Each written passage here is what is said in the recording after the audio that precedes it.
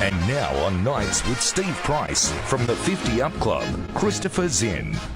Joins us every Thursday night. How are you, Christopher? Yeah, on a sunny day like this in Sydney, there's nothing to complain about. It's pretty sunny everywhere apart from far north Queensland when we're broadcasting. Now, you wanted 50,000 people to put their hand up to talk about the idea of swapping over their regular the utility bills, everything from insurance to electricity and gas. How many you got? We're very nearly there. It's going to be 50,000 people who've joined 50 Ups Club for better home and contents and car insurance. So, look, I already know that people in the back room have started talking with various insurance companies to see what they can bring to the table. And, in fact, it's been extended due to feedback from some of those 50,000 saying, look, we've had problems with travel insurance because they won't get access to it, or there's issues with pre-existing conditions. Also with life insurance, which is a particular interest to those over 50. So we've widened it to include life and travel, as well as home and contents and car. But look, there's no obligation. You just see what the power of the people can deliver in terms of a better offer, and proceed or seek a better deal from your current provider if you have one. That's a pretty powerful number of people in a group, 50,000. It is, and we began 4 weeks ago looking for 20,000, got that pretty quickly. I'm really pleased it's come to 50,000 because we called 50 up. So that's great, and I think it really is, a triumph. We've had some bad news this week about private health insurance going up by other figures that have fives in them in terms of that annual increase. So I think that the ability to, look more closely at your insurances and what you need and what you don't, but two, getting a better offer in terms of the cost and terms and conditions can only be a positive thing. I just don't get how the private health insurance companies feel that they are able to justify a 5.4, 5.8%, whatever it might be, depend who you're with. I'm with Medibank Private, it's 5.4%. It's okay for me, but people on fixed incomes, how do you suddenly find, and you're talking, about premiums annually of, how much a year? I mean...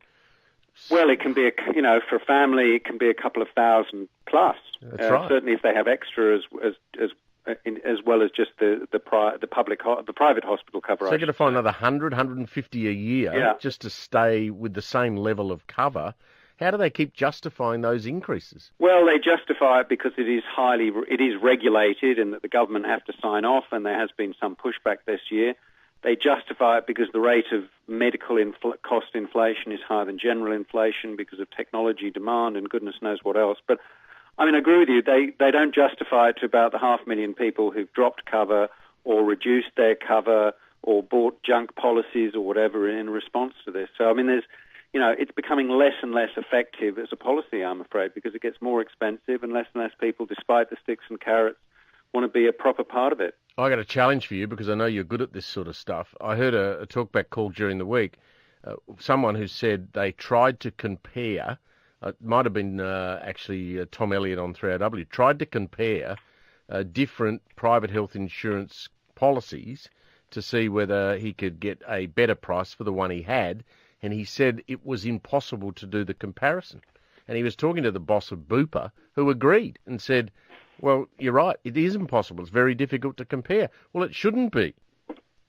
It is very tricky. Look, there's some consistency in terms of waiting periods and otherwise, and there is some portability between different providers. But it's very hard to compare in terms of how much you can use of what and how much, more to the point. What the gaps are and what it covers. And when you only really know what it's going to cost you if you've had a procedure or stay in a private hospital at the time when you get sent the letters. So actually you're insured for something, but you do not realistically know what the real cost will be until you get quotes from the anaesthetist, the doctor, a hospital or whatever, and you can be sure they're extras. And it's all these reasons why people lose faith in the system, and every year it goes up in cost. So look, you can go and insure your house, and you know that depending on how much you insure it for, you're going to have it completely covered for everything that's in it. If it burns down, you're going to get all that back.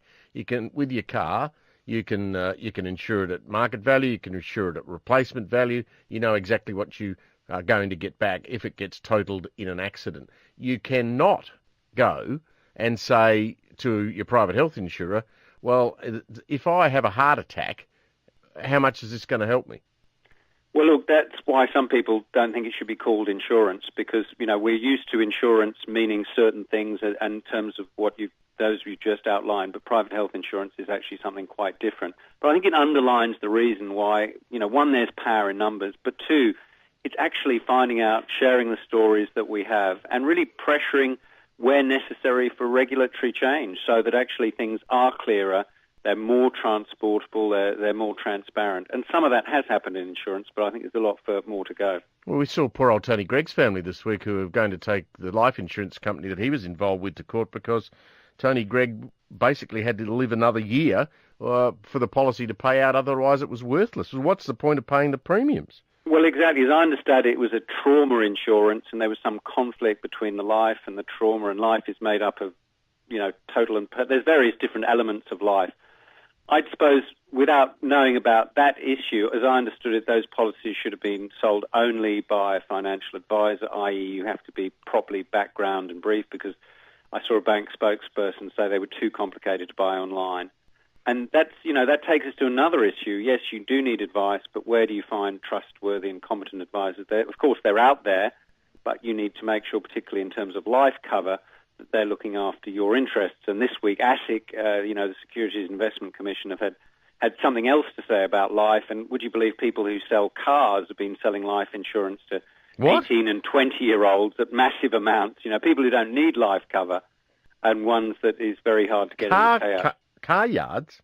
Car yards have been selling life insurance along with various, bundling in with various other sort of protections as well. And ASIC are saying, well, actually, the payouts are terrible, and it's actually not necessary. Certainly 18 to 20-year-olds don't need life insurance. I might say that 80-year-olds probably don't need life insurance. It's not insuring your life. It's insuring you against the debts that you might leave to your family or whatever. But it's not. I remember once in a talking to some woman who was, in her 80s, talking about her husband who was in ill health in his 80s, saying how expensive it was to insure his life. And actually, it's meant to cover you for those liabilities you have when your life ends. And if you don't have any liabilities, it's questionable whether you need life insurance. But of course, you should seek appropriate advice about that. Absolutely. It is a real viper's nest, all of that. Thank you very much, Christopher. Look, where can people still sign up for the campaign? You can still sign up for the home insurance and content and our travel and life, 50upclub.com.au.